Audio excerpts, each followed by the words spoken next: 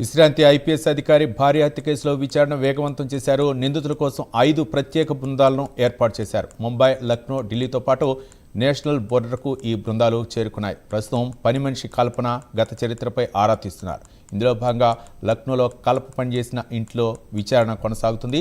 మరోవైపు కల్పనతో ఉన్న 2 యువకుల కోసం గాలిస్తున్నారు. హత్య తర్వాత నాంపల్లి నుంచి తెలంగాణ ఎక్స్ప్రెస్ రైలు ఎక్కి పరారైనట్లు అనుమానిస్తున్నారు.